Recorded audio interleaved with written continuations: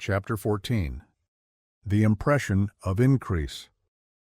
Whether you change your vocation or not, your actions for the present must be those pertaining to the business in which you are now engaged. You can get into the business you want by making constructive use of the business you are already established in, by doing your daily work in a certain way.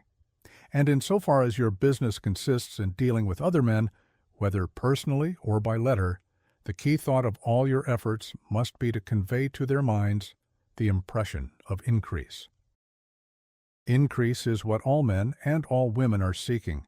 It is the urge of the formless intelligence within them, seeking fuller expression. The desire for increase is inherent in all nature. It is the fundamental impulse of the universe. All human activities are based on the desire for increase.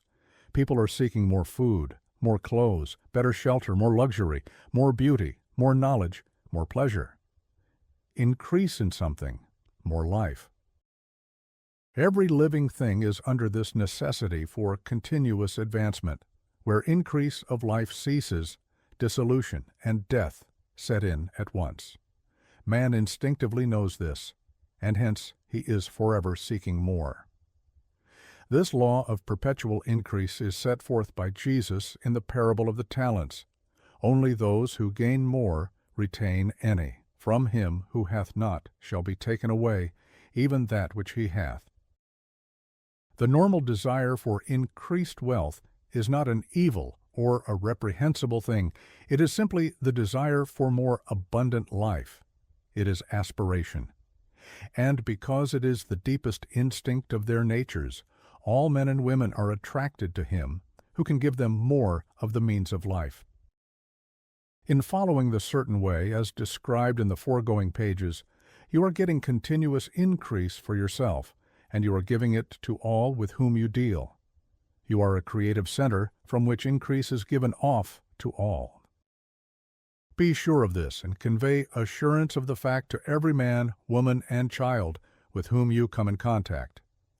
No matter how small the transaction, even if it be only the selling of a stick of candy to a little child, put into it the thought of increase and make sure that the customer is impressed with the thought. Convey the impression of advancement with everything you do, so that all people shall receive the impression that you are an advancing man, and that you advance all who deal with you, even to the people whom you meet in a social way, without any thought of business, and to whom you do not try to sell anything. Give the thought of increase. You can convey this impression by holding the unshakable faith that you yourself are in the way of increase, and by letting this faith inspire, fill, and permeate every action. Do everything that you do in the firm conviction that you are an advancing personality, and that you are giving advancement to everybody. Feel that you are getting rich, and that, in so doing, you are making others rich and conferring benefits on all. Do not boast or brag of your success or talk about it unnecessarily. True faith is never boastful. Wherever you find a boastful person, you find one who is secretly doubtful and afraid. Simply feel the faith and let it work out in every transaction. Let every act and tone and look express the quiet assurance that you are getting rich, that you are already rich. Words will not be necessary to communicate this feeling to others. They will feel the sense of increase when in your presence, and will be attracted to you again. You must so impress others that they will feel that in associating with you, they will get increase for themselves. See that you give them a use value greater than the cash value you are taking from them. Take an honest pride in doing this, and let everybody know it, and you will have no lack of customers. People will go where they are given increase, and the Supreme, which desires increase in all and which knows all, will move toward you men and women who have never heard of you. Your business will increase rapidly, and you will be surprised at the unexpected benefits which will come to you.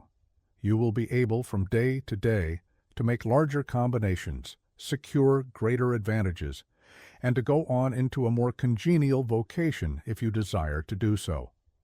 But doing all this, you must never lose sight of your vision of what you want, or your faith and purpose to get what you want.